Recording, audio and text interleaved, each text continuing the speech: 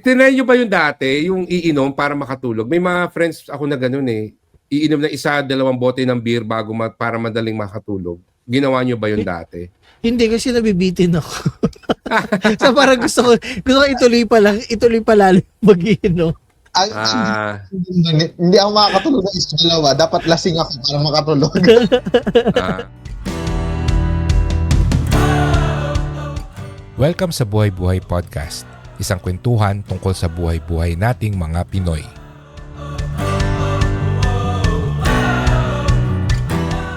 Nung weekend, 'di ba, nagkubaw tayo, tapos maingay yung area.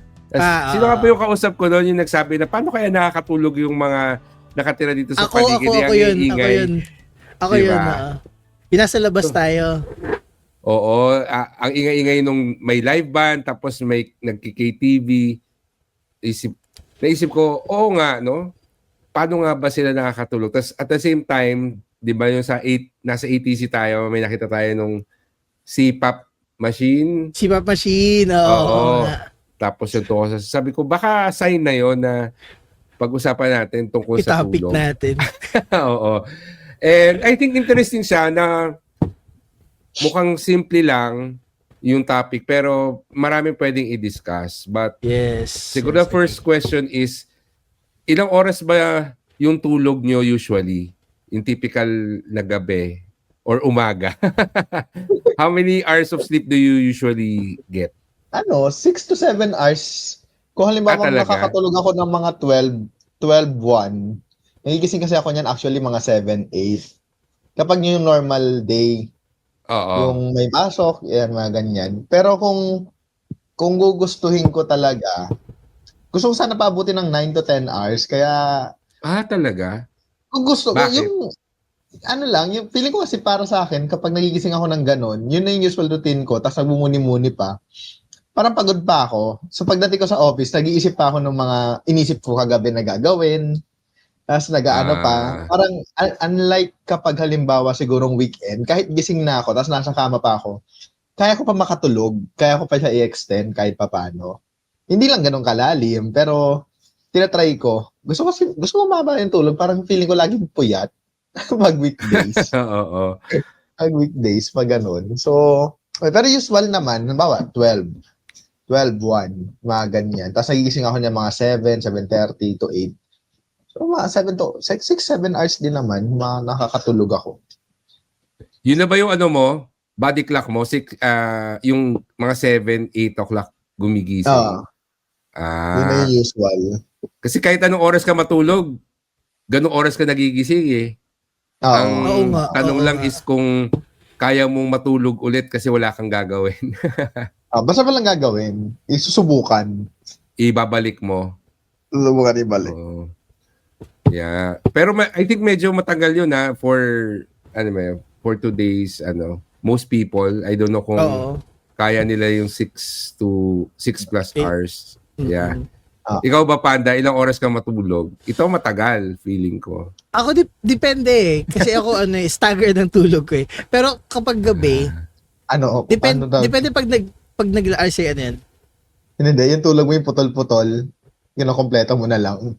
Oo, actually. Oo. Pero kasi depende kung may laro ako nung gabi na yun. Kasi usually kapag may badminton game or pag may queuing game, ang tulog ko talaga, syempre makakauwi ko niyan mga around 12 midnight to 1 a.m. Tapos tulog na ako noon till pag pagod, usually umabot ako ng 8 hours. Pero ang caveat kasi sa akin, pag nagising ako, tutulala ako, tapos kakain or mag-stretching or whatnot. Tapos parang after an hour or after 1 hour, 2 hours, may kasunod ako na nap. Yung nap time ko, abutin ng 2 hours, 3 hours din. Staggered yung completion. Pero yung una mong tulog, 8 hours. Tama ba? Or... maximum na yun. Pero it's within 5 to 8. 5 to 7 usually yan. Oh. Ikaw ba? Okay. Ganong katagal tulog mo? Kasi ako madaling araw ako natutulog na, 'di ba, mga 3 ganyan. Pero ang gising ko kasi mga 8, 9 kasi body clock din 'yun eh. So mga 5 hours yung initial. And then sa hapon, lalo na kung wala naman akong lakad sa labas, nakakatulog ulit ako mga 2 to 3 hours. Yun yung parang nap, quote-unquote nap. So, ganun din, hiwalay din. And I don't know kung optimal yon, but I remember a few years, several years ago, na may mga ganung klaseng tao daw na okay sa kanila yung hati. I know ideally 7 to 8 hours talaga dapat ang tulog, regardless of the age, no? Pero yun, may mga tao daw na 4 hours. Basta yung hati, meron pa nga yung parang Uberman sleep cycle na 4 na tigda 2 oras, parang ganyan, or something like that. But I don't know kung may scientific basis yun. Actually, mga ano yun eh. Nung inopen na po siya, hinanap ko agad kasi alam ko meron ako recent na nabasa about that sa National Sleep Foundation. So actually sinend ko yung link dyan sa GC natin. So for adults 18 to 64, ang recommended time talaga is between 7 to 9 hours nightly. Gabi, hindi kasama. So kasi kaya sinasabi na nightly is ang optimal sleeping time kasi is within 9 p.m. up to 3 a.m. Yun yung dun sa study na nabasa ko. And then alam ko na discuss din sa atin to Tonyo na there's a specific time na doon yung hormones natin doon napoproduce. So alam ko that's within 9 p.m. to 3 a.m. So kapag yung melatonin yata yan eh, yung nagpapaantok sa tao. Hindi melatonin. Ano yung growth hormone? Okay. Ano yan, Tonyo? Lumalala, sorry. Basta yung growth hormone. Iba yung nasa isip ko eh. Sa pituitary gland mo, yung growth hormone sa pituitary gland mo, optimal siya na nagpo-produce nung hormone na yon between 11 to 3.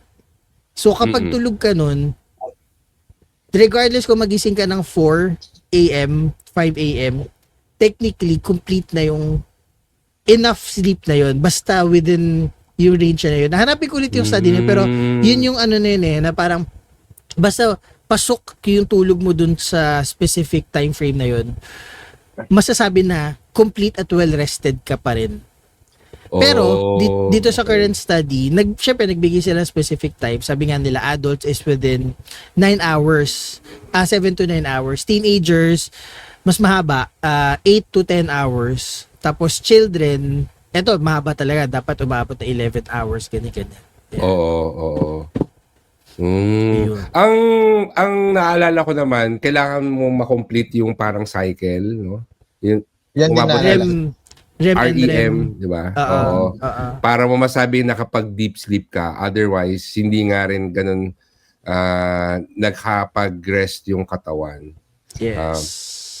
But anyway, kayo ba, madali ba kayo makatulog? Pag higaan nyo, natutulog ka agad kayo. Depende kasi sa pagod Pero kung pipilitin, kaya kasi. Yung hindi pagod. Pag hindi pagod. Pag di pagod, tapos wala talagang gagawin, tapos nakahiga lang, makakatulog. Okay. May mga evidence ako nasa kay Panda Oo. Totoo. Kausap ko lang maya tulog na. Basta walang gagawin siguro or for me ang malaking factor sa tulog is yung isipin talaga. True. Kung wala talaga masyadong iniisip at that time, at that moment, kaya ko, mabilis akong makatulog. Yung nabanggit nyo kanina, yung sa ingay and all. Oo. Nasanay kasi ako na may nahilik sa amin Nasanay ako na may ingay at kaya ko makatulog. Kahit yung mga tao sa bahay nagugulat. Siguro, din kasi siya, parang kinalakihan mo. Yung, alam mo yung pinapatulog ka ng hapon. Tapos, nakatulog ka sa sala. Then, yung itsura ng sala nyo, yung may ventilador na maingay, na nag-rotate. may mga naglalakad na mga tao, yung mga typical na May Pilipino. tricycle sa labas. Yung mga Tapos ganyan doon. bukas yung TV. Pero nakakatulog ka. So, parang ano yun parang may nabasa din ako na ganoon, kung ewan ko lang kung saan man, na nadadala pala talaga yon. So, kung halimbawang light sleeper ka, halimbawa ngayon, na adult ka na, then nagigising ka sa mga maliliit na bagay, ganyan-ganyan. Kasi your childhood daw, ang tulog mo talaga, tahimik. Parang ganon. So, kung halimbawang katulad mo ako Pampered. Charot. Oo, pampered. Na anak mayaman. Ganyan. Pero kung katulad mo daw ako na parang ganon nga, nakakatulog kahit may ingay, may kumikilos-kilos, ganyan-ganyan. Ganon ka lumaki. Nakalakihan mo yung ganoon. So, sa akin, oo, mabilis ako makatulog. Tingin ko, kaya ko makatulog. Dito sa office, actually, kapag break time at kaya ko matulog, iniidlip ko eh. Okay. Ako hindi. Matagal ako makatulog talaga. Tapos usually, may conditions pa yung tulog ko. Kaya usually, kailangan meron akong background music. Background music na hindi kanta. So, it's more White noise.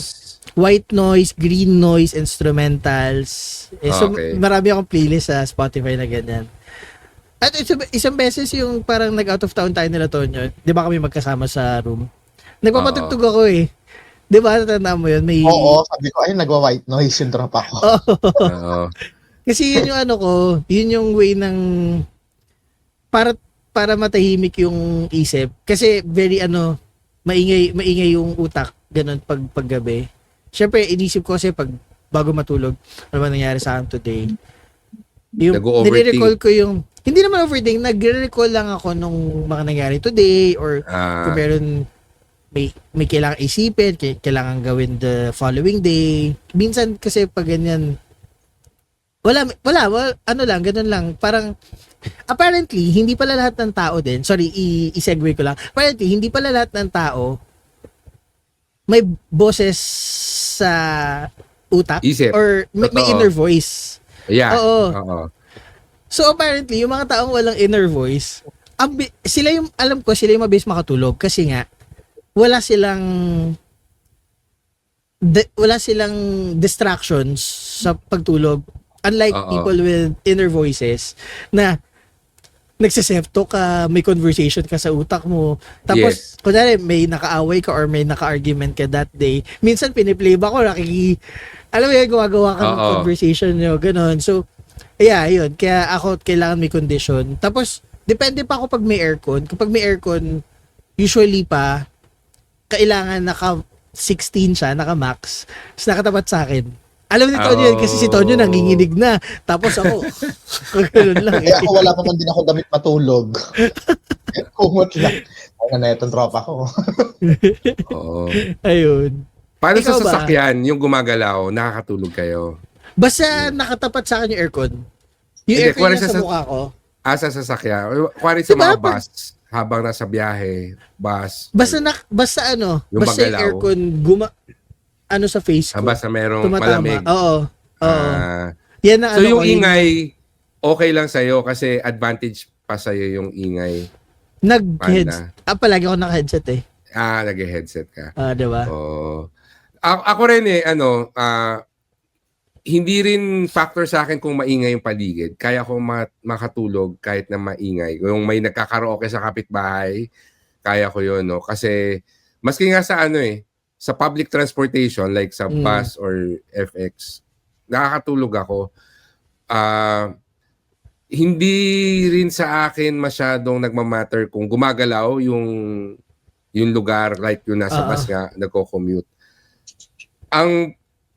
Ang pinaka-challenge ko talaga sa pagtulog, kapag humupanda, yung utak, yung pag umaandar yung utak. Pag iniisip mo ako in my case, ano ba yung mga kailangan kong gawin, or nagre-recall ka nga ng mga nangyari nung araw na yon. Minsan kasi, hindi ko namamalayan, ang tagal ko na pala nag-iisip, kaya kaya ko yung nakaupo lang ako or nakahiga lang ako na nakatitig sa pader.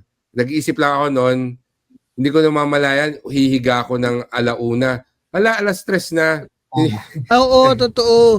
Yung minsan, yung pagkakaisip mo, magugulat ka na lang na ang tagal na pala nung lumagpas na oras na imbis na Oo. natutulog ka, nag-iisip ka. Yeah. Kaya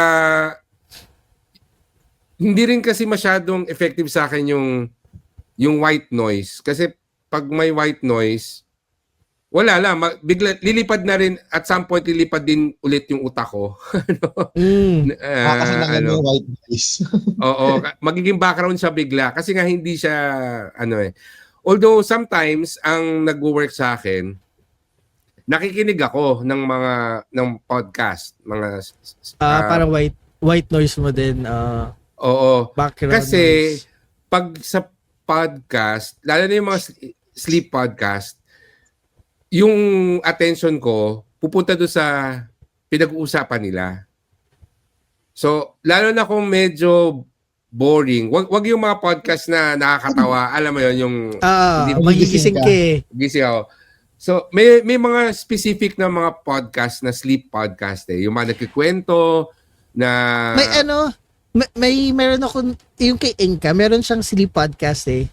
Yan. Nakakatulog yung ano niya kasi yung very relaxing yung pagsasalita niya. Tapos, may magulat ka na makatulog ka na. Maganda mag-podcast ni Inka na sleep podcast niya. Yung sleeping pill. Well, yeah. Bukod doon kay Inka, may mga iba pa akong pinapakinggan ng mga podcast, lalo na doon sa meron kasi akong gamit na meditation app, yung Headspace. Meron din sila mga sleeping music, hindi music sleep sounds na basically someone din na nagnanarrate ng kwento, ni-describe na napaka ordinary na scene, ganyan. Natutulungan niya ako makatulog kasi yung attention ko pupunta doon sa kwento. So, tumitigil yung pag-iisip ko ng mga bagay-bagay kasi yung focus ko nandun sa i-describe niya.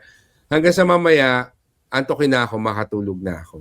meron, I think meron din na para nagde-describe sila ng scenery, tapos instead of ikaw na nag-iisip ka ng ibang bagay, yung utak mo, visualize siya. Oo. Tapos, in turn, para kaka-visualize mo, hindi mo kapasin, tulog ka na. Yeah, I think kasi para magsuslow down yung utak mo hanggang sa eventually nakakatulog ako. So, yun yung yun yung challenge ko sa pagtulog.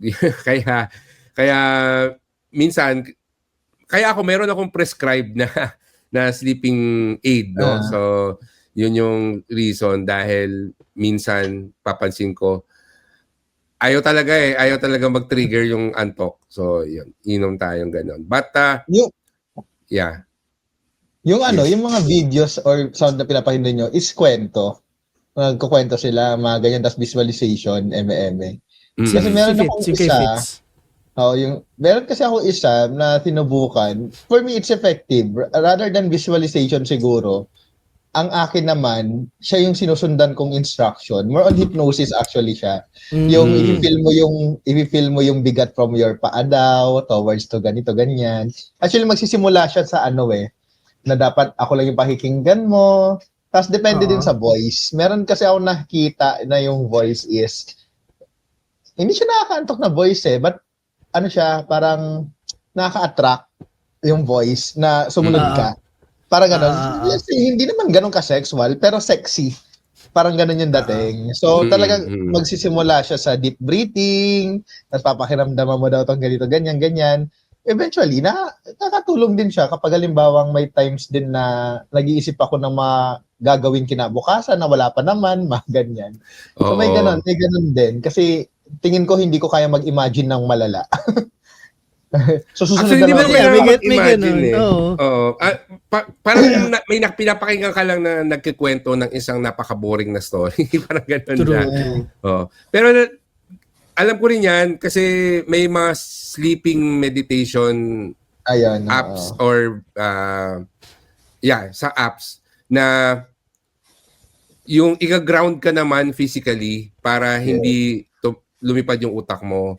And yung napapakinggan ko, bukod dun sa breathing, yun nga, mag-good night ka sa bawat body part mo. Ganun yung... Oo. So, effective din yon para sa akin. Although, mas mabilis ako makatulog doon sa, doon sa boring na kwento. Kasi doon sa body scan, minsan kasi natapos na yung buong katawan, pero hindi pa na ako inaantok. Oh. True. Kasi Mabilis minsan talaga parang, makatulog. oh, parang mas, parang mas na-pressure ako na dapat makatulog na ako bago matapos yung buong katawan. Alam mo Oo yun? nga, oo. Parang So, naging counterintuitive siya dun sa dapat mong dapat Oo. intended na magawa. Oo. Kasi naku, pinapatulog yan na yung shoulders ko. Pagdating sa ulo, kailangan tulog na ako. Wala. So, usually yung mga boring na kwento, mga 45 minutes yon. So, never pa ako nakatapos. So, I'm assuming na with It on or works. before 45 minutes nakakatulog ako. Minsan na ginawa ko, nilagyan ko ng timer kasi 'di ba lalo si Spotify, tuloy-tuloy lang yung yung pag-play niya after, no. So, nilalagyan ko ng timer, yung 30-minute timer yung nagwo-work sa akin kasi yung 15-minute yung timer, natatapos siya eh. Pero gising pa ako.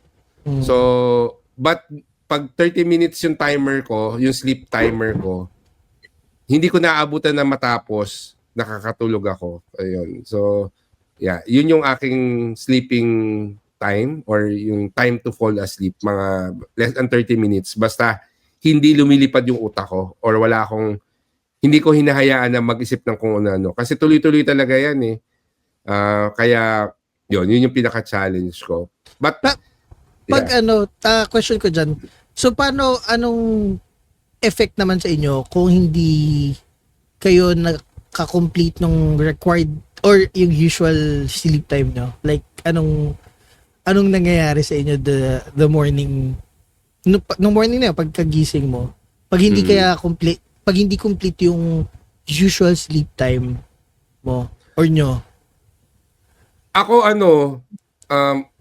mabagal yung startup ko kasi yun nga, kulang nga yung sa tulog. But eventually, lalo na kapag nakapagkape na ako, back to normal. But I know na may utang ako na tulog eh. So, Babawi. later on, sa next na tulog ko, I can expect na mas mahaba siya. What I mean is, unlike nung college na kaya ko 2-3 araw na puyat, pag ngayon, kapag may isang gabi ako na puyat, kunwari 4 hours lang yung tulog ko, yung susunod ko na tulog, yung katawan ko na mismo yung maniningil na, ay hindi, 7 hours ka matutulog ngayon. Kasi nga, hindi ako madaling magising eh. Oo, hindi ako madaling magising kahit na maingay sa paligid ko or bagalaw yung paligid ko. Tuloy-tuloy yung tulog ko. Parang ako kasi, gigising ako kapag gusto na nung katawan ko gumising. Parang gano'n. Although meron din akong body clock na 8 o'clock ng umaga, but maalimpungatan lang ako noon eh. Tapos, before ko pa maisip na bumangon, babagsak ulit ako sa tulog. So, otherwise, paggising ko, the rest of the day, normal. Mabagal lang yung startup ko. But I know na yung next na tulog ko, babawiin yung utang ko na tulog. Ganun ako kapag kulang. Sa'yo ba, Tonyo? Wala, mabagal ako mag-isip. Tingin ko naman mabagal ako mag-isip pag kulang sa tulog eh. Tapos, physically, yung nangyayari sa katawan ko, parang ang bilis kong magkasakit nga. Uubuhin na ako niyan or basta ayan, ganun, charot lang. Yung lang, parang ramdam ko na, okay, puyat ako for the past few. Pero pag dire-diretso yon, puyat ako for the past few weeks, ganyan. Basta may something sa katawan ko na alam kong parang bumaba yung immune system ko. May feeling ako na ganun, na pag halimbawang, basta kung nagsisimula yun, parang nagda-dry cough ako or parang, basta parang allergy yung cough. Parang ganun. Alam kong puyat ako noon. Yun yung sa physical siguro. Mentally mabagal mag-isip. Parang ayoko mag-decide. Walang magulo. Huwag kayo maingay. Ako lang maingay. Ganyan. Parang cloudy or hindi naman? Oo, parang hindi naman cloudy. Pero parang hindi ko kagad ma-decide. Hindi Okay. ko sagad parang yun naman yung decision ko, pero parang ayoko sabihin or parang nag-aagam-agam ako mentally pag Mm-mm. pagpuyat. Tapos, ano ba napapansin ko? Kasi eventually, tama din yung sinabi ni Fitz kapag bumalik na dun sa body clock ng oras na gising ka na, bumabalik naman din siya. Mm. Mm-mm. Parang kahit puyat ka, tapos pag bumadi clock ka na, bawa, yung usual kong kilos, mga 10, 11, kahit puyat ka, gising na yung diwa mo. Gising na, di ba? Oo, Parang normal na. antukin ka na lang ulit. So, Mm. pag lumipas na naman yung antok na yun at hindi mo itinulog, lutang-lutang ka na naman yung for the span of time na yun. Parang ganun. Mm-mm. Ako kasi baliktad. Actually, kaya ako siya natanong kasi ako baliktad. So, ako naman kapag kulang ako sa tulog, ang cranky ko, para akong matanda, para ako yung ano yung matanda na pagkagising sama-sama palagi na ugali. Oo. Ganun ako. Oo. So, pag kulang ako sa tulog at pag nagising ako ng bite ng tulog ko, ayoko na may kumakausap sa akin. Nabubuisit ako pag may kumakausap sa akin. Kahit yung Oh. simpleng good morning, ganyan, greeting. Itsura ko talaga ba? Wala sa mood. Wala sa mood. Pero kabaliktaran din ako nung sa inyo when it comes to thinking. Pag short sleep ako, ang bilis kong mag-isip kasi nga irritable ako. So yung Okay. yung mental processing ko ang bilis kasi nga parang gusto ko na matapos lahat ng kung ano yung dapat matapos para ma-continue ko yung tulog. Para hahanap ako ng time para matulog ulit. Ganyan. Or Oh. kasi dati nag-work sa akin yung coffee. Kaso, Okay. recently, kapag nagkakapi ako, instead of magising, lalo ako inaantok. So, natutulog ulit ako. Same tayo, wala na rin effect sa akin yung kape sa pagdating sa tulog. Ang effect sa akin ng kape, pampakalma. Kaya, Oy, actually, there's a study na kababasa ko lang about coffee. So, sabi doon sa study, there's two type of people who drink coffee. One na nagigising at nagiging alert. The other one is inaantok at nakakatulog. Apparently, people who tend to be on the latter side, yung nakakatulog, sila yung mga tao na parang in the easiest sense to, or parang pinakamadali ko siya ma-explain is based dun sa study. Parang may ADHD daw kasi. Hindi naman ADHD pero hyper daw kasi tayo. So, kapag nag-coffee tayo, ang nangyayari is, instead of, parang na-over, dahil dun sa caffeine, yung hyperactivity natin, nag-over na, to the point na kumakalma na siya. So, so yung ginagawa ng kape is, pinapa-overdrive niya yung pagka-hyper mo para mag-subside siya. Tapos pag nag-subside siya, doon na tayo inaantok. Unlike other people na baliktad naman na walang activity tapos pinasukan ng caffeine. So doon tumataas yung activity ng brains nila, ng neurons nila and whatnot. So sila, nakaka-work na normal. Yun. Apparently, natuwa lang ako nung nabasa or napanood ko yung information. Sabi ko, okay, it makes sense na kaya pala hindi lahat ng tao upper ang coffee. Yung iba downer siya. It's for those people na hyper talaga. So, pinapakalma pala siya ng... Kailangan ko magpa-diagnose ng adult ADHD kasi tranquilizer ko talaga yung kape. Oo. Yan din yung... Although, preferred ko rin siyang iniinom pagkagising kasi parang I don't know, yun din yung parang trigger ko na simula na yung araw mo. Pero it's not really nga to wake up It's more of a signal na okay, magsisimula na yung araw ko. Tapos sa gabi, nagkakape din ako dahil yun din yung signal ko na tapos na yung araw mo, parang good job. So matutulog ka na mamaya, magkape ka na. So weird. Basta para sa akin, yung sinasabi na common effect ng caffeine sa katawan, hindi ko siya nararamdaman. No? Kasi sabi nga nila parang 6 hours before you sleep, dapat hindi ka na nagka-caffeine para maganda yung quality ng sleep. Sa akin hindi. Kahit na nagkape ako before matulog, I can say na quality pa rin yung sleep. Nakakatulog ako basta yun nga, right conditions, tapos yung quality of sleep ko, okay din. Kasi, full functioning and Pero sharp hindi naman yan yung utak ko. hindi yan yung coffee na dinedecaf pa. Like, that's the regular coffee. Oo, as in espresso, alam mo yun. Oo. Cold brew, kasi yun yung meron dito sa bahay, yun yung ginagawa. Nagko-cold brew. So, hindi siya yung decaf. So, yeah. And, para sa akin, yung quality ng sleep ko, katulad ng sinabi ni Tonyo, kapag kulang, for several days, talagang required ako na gumising ng maaga or talagang puyat ako, bumababa talaga din yung resistance ko. Ang unang sign niyan, lalo na kung third day na kulang yung tulog ko kasi marami akong ginagawa, no? Basta yung second day, kailangan may gigising na sa akin kasi hindi talaga ako magigising. So, ginising ako and force ako na bumangon kasi nga may gagawin, may event or may pupuntahan. Ang first sign ko, pimple. Pag nagka-pimple na ako, sign na to na the whole day, hindi ako pwedeng ma-expose sa isang tao na may virus kasi Sure ka na magkakaroon ka na. oo, sure ako, no? Tapos kung hindi man, wala man ako makuhanan, alam ko na probably the next day, kung bitin pa rin yung tulog ko, yun na, may dry cough na ako or sinisipo na ako or whatever.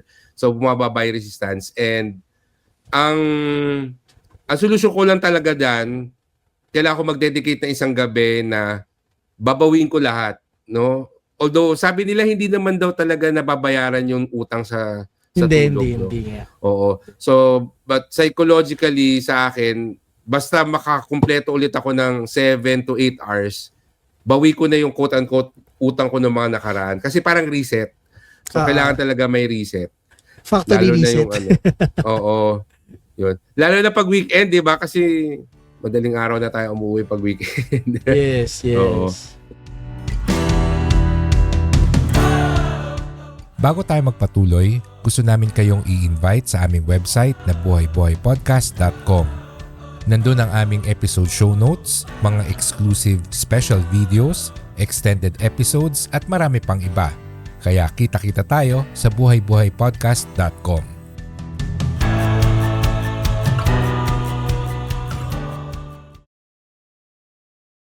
Kayo ba, gano'n na katagal yung pinakamatagal yung wala kayong tulog? Lalo ng bata kayo, nag-ano ba kayo? Nag-skip ba kayo ng tulog dati? Pare nag-aaral, tuloy-tuloy, ganyan. Nagawa niyo na ba yun? Walang tulog?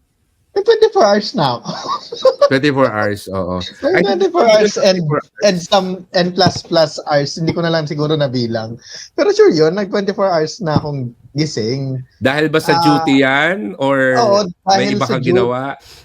Dahil sa duty. Pero, dahil sa duty tsaka may ibang ginawa yata. Okay. Duty! Pero naranasan ko na yan mag 24 hours. Siguro, ang maganda lang at that time, maliban sa bata-bata ka pa, yung kikilos ka na lang kasi ng kikilos. Mahirap kasi yung hindi ka kumikilos na 24 hours kang gising, mas mababaliw ka.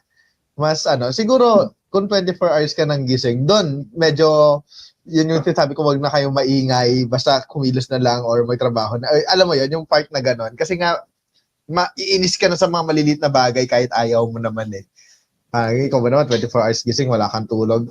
Ano na talaga, ang gulo na ng decision making mo, ang gulo na ng mga tumatakbo sa isip mo. Yun nga lang, at that time, asa safe side ka pa din. Kapag hindi mo bet kumilos or lagi ka nag-double check ng gamot, lagi ka nag-double check ng kailangan mong gawin, ganyan-ganyan. And syempre, presence of mind pa din yung talagang kailangan. Pero yung mga minor inconveniences na nang kasama nyo, mga doktor na kausap mo, tataas yung boses mo or ang pangit na ng sagot mo, lumalabas.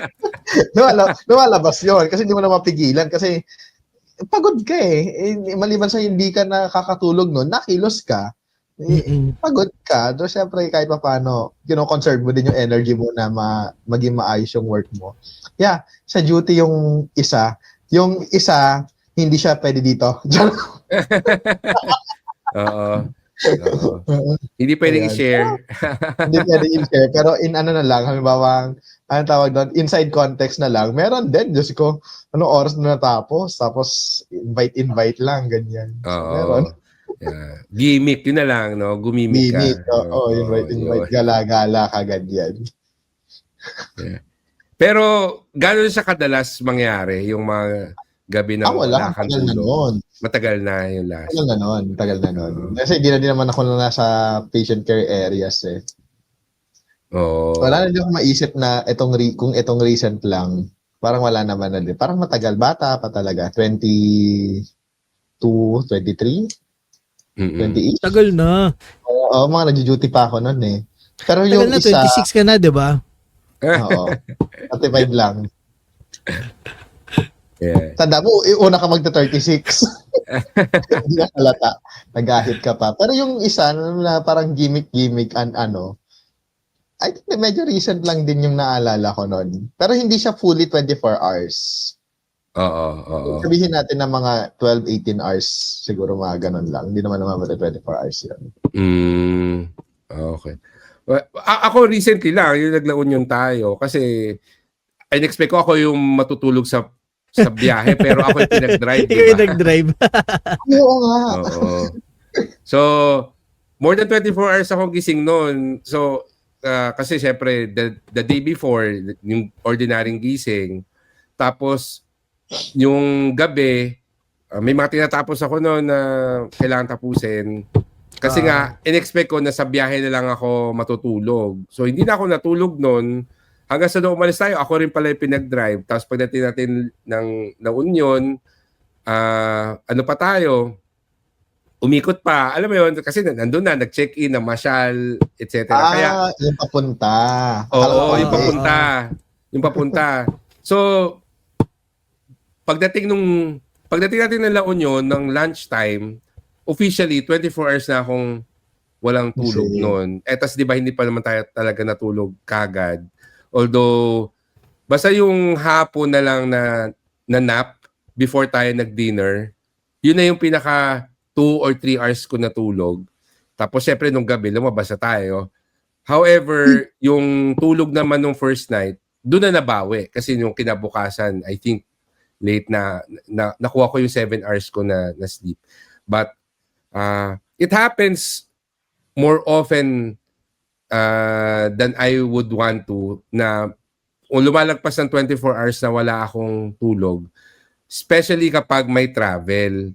Dahil may paranoia din ako na hindi ako magising. So, mas maganda na lang na hindi ako matulog. Tas, I just make sure na pagdating ko dun sa pupuntahan ko, meron akong specified, allotted na time talaga na matutulog. Lalo na yung pag may mga international convention ako, I make sure na dadating ako doon 1 or 2 days earlier para yung pagdating ko doon, pwede akong matulog, mag-reset ng isang gabi.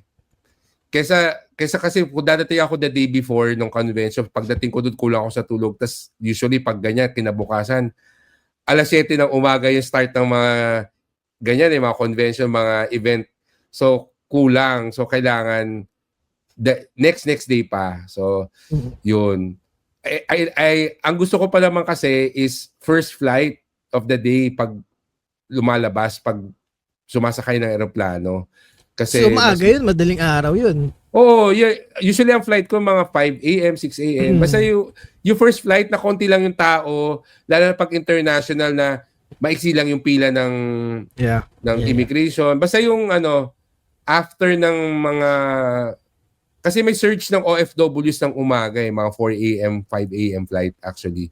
So, I usually get yung mga 7 a.m., 6, 7 a.m. na flight para yun yung pinaka-chill na time for me na nakita ko. Kasi pagdating ng mga 10, 11, nako, nagsaan na lahat ng mga tao. Kasi ideal yung mga 10 a.m. na flight, lalo na pag local, kasi ang dating mo dun sa destination mo, tanghali, which is check-in time. Di ba?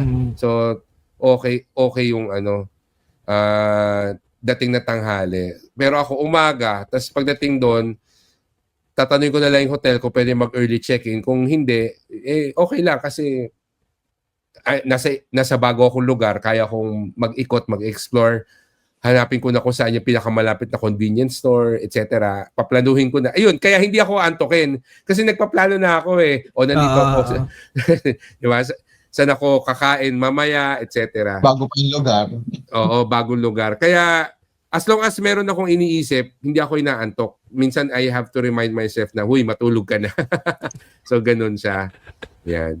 So, anyway, meron sinasabi na revenge bedtime procrastination. Na-experience nyo ba yon? Yung, alam mo, kailangan na matulog, pero nagsiselfone, nanonood ng... Madalas. Madalas. Oo. Madalas. Kaya parang na-extend. Ako, usually pag gusto ko na matulog, pero minsan nagsiselfone pa ako.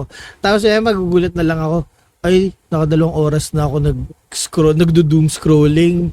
Ibis na matulog. Oo. So, tapos yung doom scroll ko, syempre dinadamay ko kayo dahil sinesend ko sa mga GC natin. Alas sa madaling araw may nagsisend. Kaya ko naman i-resist yung temptation na hindi siya panoorin kagad. Ayun, yung mga sinesend mo. Pero gano'ng katagal yung pinakamatagal mo or madalas ka ba na nangyayari sa'yo na hindi ka nakakatulog ng more than 24 hours? Dati may insomnia. Dati malala ang insomnia ko. Dati ang insomnia ko, like, I have prescribed medication talaga for sleep. Kasi dumating ako sa point na minsan 2 days, 3 days, wala talagang tulog. Oh no. Okay. Ang longest ko ata is 72 hours, more than, parang 3 days Alam ko 3 araw yun, wala talagang tulog niya. Kahit anong, kaya ako nagpa-check up na noon sa neuro. Kasi hindi na ako talaga nakakatulog. So, yun din kasi yata yung time na sobrang stress ako sa works. Para, yun yung, parang na-promote ako ng sunod-sunod yung promotion. Tapos, sunod-sunod din yung workload. Tapos, ang daming deadlines, ang daming asikasuhin, ang daming taong minamanage, ganyan.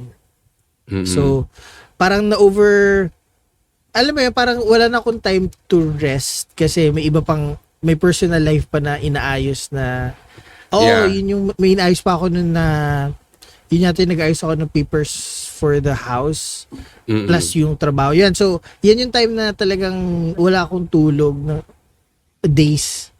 So, yun. Pero kasi nagpa-check up naman ako sa neuro, binigyan naman ako ng pampatulog. So, pero, sorry, funny part pa na to. Kasi yung pampatulog, so ano siya, prescription medication siya. Hindi ko naman alam that time na iso-surrender siya. Kasi ano pala siya, yellow prescription. So, hindi ko alam na pag bibili mo yung buong number indicated doon, ibibigay mo sa kanila. So, parang ako, binigay ko, hindi ko pinicturan. So, inassume ko na lang na ang pag-take nung meds ay 1 tablet per day. Oo, isang buo. Medyo mataas yung, hindi mo siya mabibili without prescription. So, mataas talaga yung potency nung gamot. So, day 1, isang tablet. Day 2, isang tablet. Day 3, parang pagkagising ko, parang, kaya na ako. Groggy. Groggy na. Abog na siya. Pero sige. Day 4, inom. Day 5, ayun na, day 5. Pagtayo ko, gumulong ako sa sahig. Kasi, apparently, high na ako. Hindi ko pa alam na high na ako. So, parang sabi ko, teka lang, parang may mali na. Parang, bumalik ako sa neuro ko. Kasi parang 1 week So, 7 days straight ako na nag-take nung medication na yun. The whole tablet. Ng whole tablet. So, pagdating ko sa doktor, tawa siya na tawa. Sabi niya, kahit 1/8 lang yan. 1/8 lang nung tablet. Yung dapat kong inumin. Yung talaga simula kapag mag-inom ng gamot. Oo, sabi ko, oh my God, kaya pala sabi ko, para akong high. Tapos sabi ni Doc, hindi ka parang high. High ka talaga. High ka for Oo. ilang araw. Tapos, syempre, hindi niya ako pwedeng i-1-8. Kasi, isang linggo ako naka 1 tablet. So, yung sistema Oo. ko, pag nag-1-8, walang epekto. So, Yeah. ginawa niya, Iti-taper ka. tinaper ako ng half tab na isang linggo. Tapos pagbalik ko sa kanya, tinaper ulit ng 1/4 hanggang sa Oo. bumalik naman sa normal yung 1/8. Wala, Oo. very funny story kasi wala. Minsan talaga kailangan pag ganyan, make sure na may copy kayo, picturean nyo talaga or pa-photocopy nyo kasi Totoo. mahirap na. Maya, nag-OD na pala kayo, hindi nyo pa alam. Naku. Ayun. I-prescribe din sa akin yan eh. Ang prescription sa akin, 1/4. 1/4 naman. And inulit-ulit sa akin nung doktor, oy, 1/4 lang ha, 1/4 lang. Yan. But yeah, yung iba na yung prescribe sa akin ngayon, pero but still 1/2 pala, 1/2 lang din, no? Never isang buo. Tapos only as needed. Hindi na siya yung tipong Yes. daily na kailangan, no? So, but anyway, Ako din, actually ngayon as needed na lang, pag talagang hindi na makatulog. Else, ginagawa ko, pinapagod ko na lang sarili ko. Like, alam mo yung yung antok because of exhaustion na lang, like physical activity na lang, gano'n na lang. Yeah. Yan. Balik tayo dun sa revenge bedtime procrastination. Go, Ikaw ba, go, Tonyo, nagsiselfone ka ba bago matulog? Yun Or- din actually yung pampantok ko eh. Kaso nga lang Ayun din problema. pampaantok mo. Ang problema, kapag inaantok ka na, tapos na-scroll mo siya, parang nawawala. So dapat dapat talaga nun, pag inantok ka na, bibitawan mo na yung phone mo. Eh kaso hindi. Nadadire-diretso din siya. Pero before the phone, ano ba ginagawa ko ng pampatulog? Bawal din dito eh. Charot. Oo. Hindi, joke lang. Wala na naman maalala. Hindi naman ako ganun kahilig magbasa ng libro. Kasi natutulong magbasa ng libro dahil kay Panda eh. Napapahiram ng mga libro yan dati.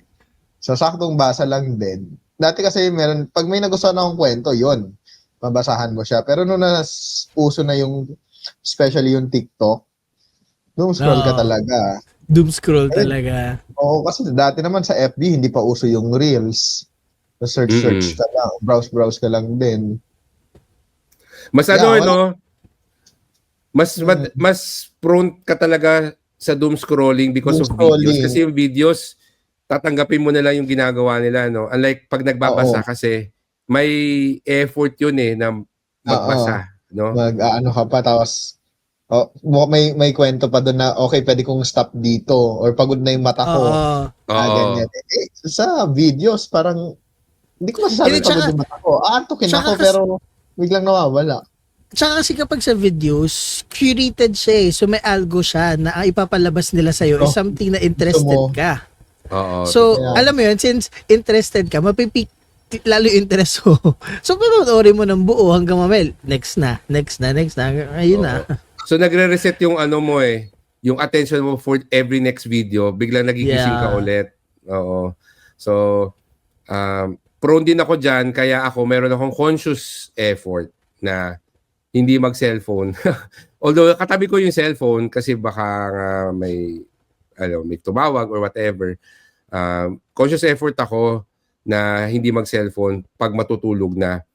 Pero kapag talagang ayaw dalawin ng antok pa, bukod dun sa sleep podcast, minsan, instead of TikTok, YouTube yung pinapanood ko. Maghanap ako ng isang 10-minute, 15-minute na video na interesting yung topic sa akin. Kasi meron siyang hard stop na after nito, tapos na. Tapos na. Tapos, kung hindi pa ako inaantok, yun, sleep podcast na yung papatugtugin ko para makatulog. So, pero I still remember, lalo na nung mga early days ng social media, alam mo yun, parang feeling mo, baka may mamiss ako, matutulog na lang ako, i-check ko muna kung anong meron bago ako matulog. Ano ba yung last check? Tapos paikot-ikot ka sa lahat ng apps. Mag-check ka sa Facebook, punta ka Instagram, sa Twitter, mamaya Facebook ka ulit, paikot-ikot. So, very unhealthy. Hmm. So, anyway, siguro to end, do you have any tips para sa mga nakikinig at nanonood sa atin pagdating sa pagtulog? Lalo na ngayon, no, na holiday season, I'm sure maraming mga Yes. parties, maraming puyat, ayan, Maraming inom. maraming inom din. Maraming labas, maraming event. Tinry nyo ba yung dati, yung iinom para makatulog? May mga friends ako na ganun eh. Iinom na isa, 2 bote ng beer bago para madaling makatulog. Ginawa nyo ba yun dati? Hindi kasi nabibitin ako. So parang gusto ko ituloy pa lalo mag-inom. Ah, Hindi ako makakatulog ng isa dalawa. Dapat lasing ako para makatulog. ako, ganun din. Parang wala namang effect sa akin kasi bitin lang din yung isa dalawa eh. Hindi man ako matitipsy doon. Tapos, parang hindi rin ganun kaganda yung quality ng sleep ko. Pag yung tulog dahil nalasing. Oo, totoo. Oo. Kahit na walang over kinabukasan, pero feeling ko, mababaw yung tulog ko. Quote-unquote mababaw. Parang hindi fully rested. Siguro At saka kasi iba busy yung buong katawan ko na Oo. ayusin yung toxin sa katawan ko, di ba? Kaya Tsaka pagod iba yung siya. feeling ng tulog ng may alak eh. Medyo uncomfortable siya. I mean, lalo na kapag nakarami ka na, medyo uncomfortable yung tulog eh. Lalo yung paghiga mo, kala mo nagwe-wave yung buong katawan mo na may gumanya ka. Tapos, sunod-sunod na gaganon. Ganon. Oo. Hindi siya fun. Totoo. Yeah. Anyway, ano yung tips nyo para sa Sige. pagtulog? Oo. Ako na muna. So, tips, ano din to eh, like natutunan ko rin to dun sa neuro ko nga. Kasi meron siya mga pamphlets na binigay sa akin for yung mga sleep tips for deep sleep or sleeping properly. Ganyan. First thing is make sure na meron ka consistent sleeping schedule and to abide by that sleeping schedule. So kapag iset mo yung sleeping schedule mo at let's say 10 p.m., make sure na maging consistent ka.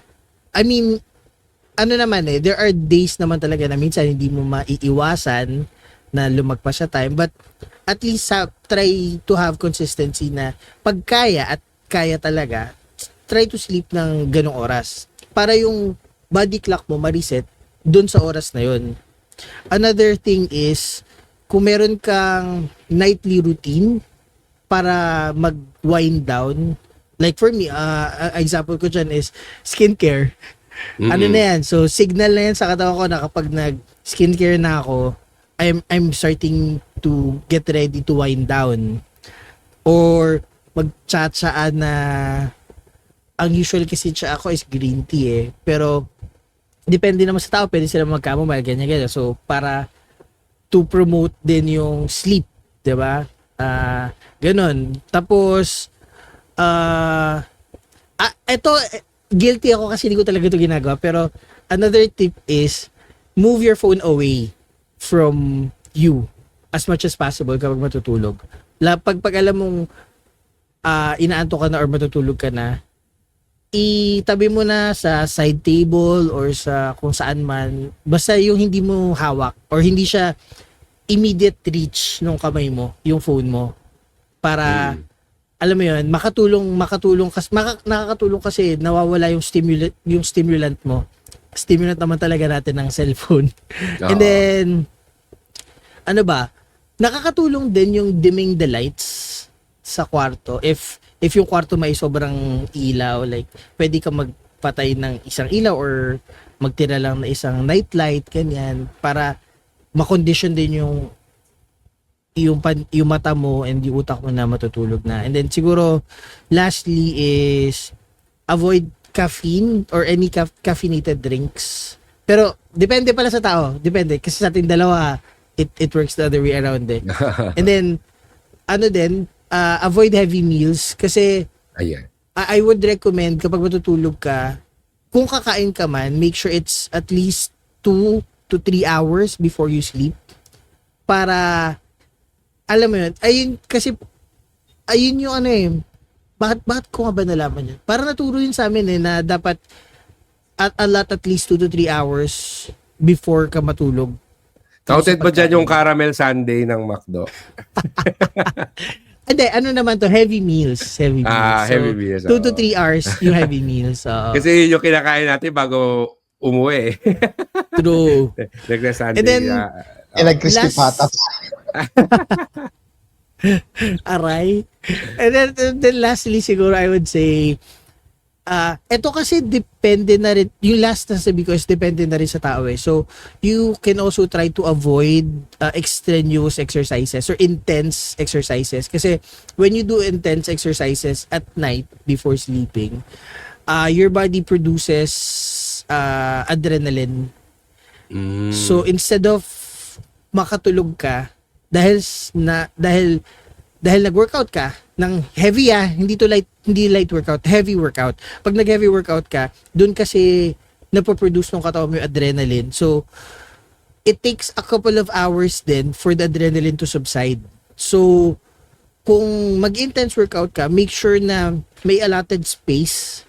Siguro mga 1 to 2 hours before, like, kunyari, mag-workout ka tapos meron ka pang transit pa uwi na 1 oras to prep, ganyan. Okay lang. Pero kung sa bahay ka mag-workout or yung gym mo ay walking distance, kung mag-intense workout ka, make sure na may gap ka pa rin before you go to sleep. Kasi hindi ka makakatulog talaga. Ayun, yun sa akin. Sa inyo ba? Ikaw, Tonyo, anong tip mo sa pagdating sa pagtulog? As a heavy lifter. Ano daw dito? Sundin niyo yung mga binanggit ni Panda, nabanggit na lahat.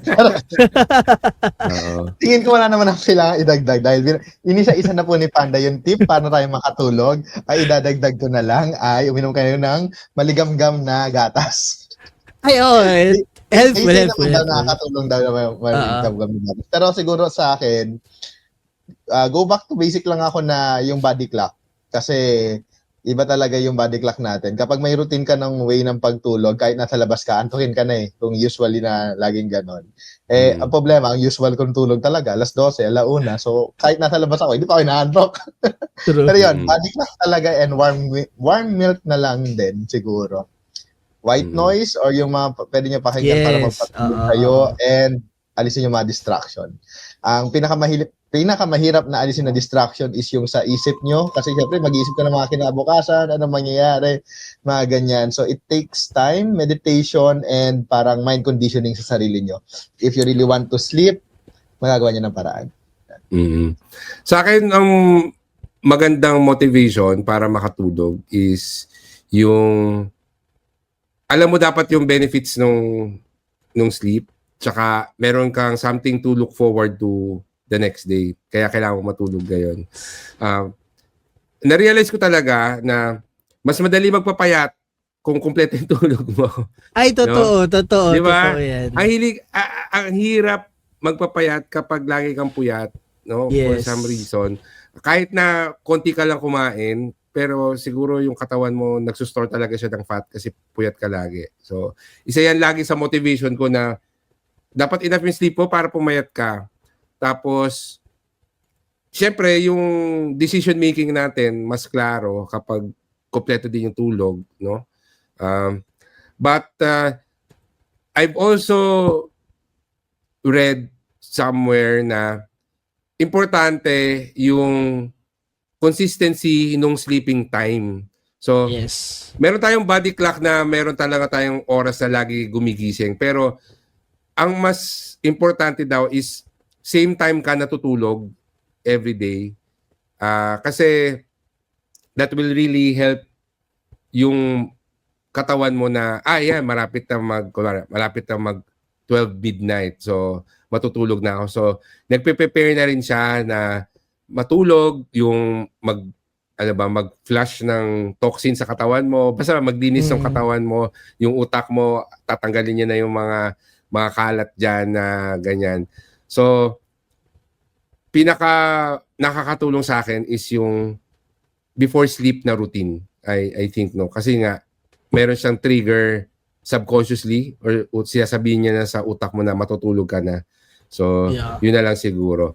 But more than that, yun nga, know having enough sleep is part of a healthy lifestyle, and it's not just beyond yung physical na alert tayo or malakas tayo, no? Meron talaga din siyang effect emotionally, no? Mentally, and most of our goals in life mas madali siyang ma-achieve kung well-rested tayo, no? So, yun. Naalala ko, meron akong friend na ano kasi siya psychiatrist. Pag may mga mild basta pag may mga nagpapakonsult sa kanya, yun talaga yung una niyang yun yung kanyang unang prescription na get enough sleep muna bago tayo mag-explore ng mga ibang possibility on your mental health. Titignan mo natin kung maayos ka with proper sleep. So, I think that's something big to remember. Minsan kasi yung mga feeling natin, magulo yung mundo, or yung even yung mga feelings natin ng anxiety and depression, baka kaya pang ayusin through proper sleep muna, di ba? So, Totoo naman. Agree. Yun yung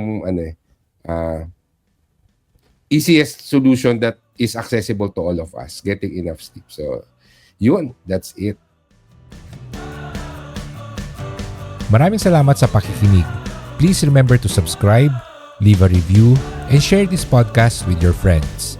For more information and to contact us, you can visit buhaybuhaypodcast.com.